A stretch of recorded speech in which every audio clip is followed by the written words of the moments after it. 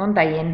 Í þessu myndbandi ætla ég að fjalla stuttlega tölfræði hugbúnaðinn R og RStudio, hvernig og hvar má hlaða þessum hugbúnaði niður og svo svolítið vinnulag í R og RStudio. Við byrjum á nokkrum orðum R. Þá er R, það má segja að R sé umhverfi þar sem búið er að innleiða fjöldan allan af tölfræði aðferðum. Einn af helstu kostum á mínu mati R er að það er ókeypis. Það getur sem sagt hver sem er hlaðið í niður á hvaða tölvu sem er. Ekki nóg með að R sé ókeypis, það er líka open source sem þýðir að allur kóðinn er aðgengilegur og við getum notað hann kóða, breytt hann svolítið og nýtt hann aftur ef við viljum. R keyrir á öllum helstu stýrikerfum, keyrir á Linux, Mac OS og Windows og er gríðarlega öflugt. Samfélagið í kringum R er líka mjög virkt og ég þori nú kannski ekki að fara með það en mér finnst líklegt að það séu flestir tölfræðingar í dag sem velja að nota R í rannsóknum sínum. Svo það líður ekki að löngu eftir að ný aðferð hefur verið þróuð að það sé búið að gera hana aðgengilega fyrir R-notendur. Fólki finnst svolítið erfitt að byrja með að vinna í R, en það er vel þess virði. Eins og ég segi, fólki finnst svolítið erfitt að byrja að vinna í R og svona við fyrstu sýn getur verið að R sé svolítið ógnvekjandi. En það eru til ritlar eða kerfi sem auðvelda vinnslu í R. RStudio er eitt svoleiðis kerfi og ég ætla að notast við það hér. Öll vinnsla í rauninni frá okkur fer fram í RStudio sem svo kallar á R. Svo við opnum ekki R-ið sjálft, heldur opnum RStudio og erum í rauninni að vinna þar. En R í bakgrunnum framkvæmir alla vinnuna. Eins og ég segi þá er R og RStudio, þetta eru ókeypis hugbúnaðir, bæði tvö, og það þarf að byrja á því að hlaða R niður og svo hlaðið RStudio niður. Heimasíða R-verkefnisins er þessi. Og þarna er að finna gríðarlega mikið af upplýsingum R og af þessari síðu má svo hlaða R niður og hér er svona linkur beint þangað. Ef þið einfaldlega skrifið R í Google þá ætti það að koma bara upp sem fyrsta síðan hér og hér vinstra megin download, veljið hérna kran.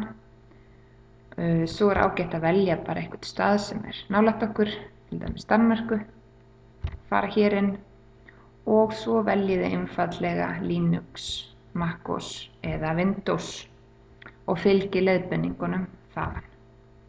Svo við byrjum sem sagt á því að hlaða R niður. Að því loknu þá skuluð þið ná ykkur í RStudio og heimasíða RStudio er þessi, rstudio.com. Og héðan má sem sagt hlaða R beint niður. Það er sama ef við einfaldlega googlum RStudio. Þá er það sennilegast fyrsta síðan sem birtist hér. Og þar veljum við download now og download RStudio desktop. Og svo veljið þið sem sagt lítið á þann link sem hentar ykkar kerfi og hlaðið því niður og setið upp á vélina ykkar. Nokkur orðum vinnulag í R og RStudio. Úrvinnsla í R byggir á að gefa forritinu tilteknar skipanir sem það svo vinnur úr. Við skrifum þessar skipanir svo það er lítið músasmelli í R. Það eru sem tölfræði forrit þar sem hægt er að framkvæma tölfræði greiningar með að svona velja með músinni hinar ýmsu valmyndir en það er ekki svoleiðis í R. Þetta allavega að mínu mati, einn af stærstu kostum R, en jafnframt ástæða þess að margir eru hræddir við að nota R til að byrja með. Þegar RStudio opnað í fyrsta skipti blasaði 3 gluggar og ég ætla að ítreka það að við opnum sem sagt ekki R-ið beint heldur opnum RStudio. Eftir að hlaðið niður R þá líklegt að það birtist svona á skjáborðin ykkar R-ið hérna, en við skulum ekki opna þar heldur opna RStudio. Opnum það hér og eins og ég segi RStudio kallar svo R svo við þurfum ekkert að opna R-ið beint. Hérna þegar þið opnið RStudio á fyrsta skipti þá blasa hérna við 3 gluggar. Glugginn hérna vinstra megin svokallaður keyrslugluggi. Glugginn hérna hægra megin fyrir ofan, þar sjáum við inn í vinnusvæðið okkar og hérna fyrir neðan þar sjáum við ofan í vinnumöppun okkar og við skulum kynna svo nánar hvað þetta allt saman þýðir.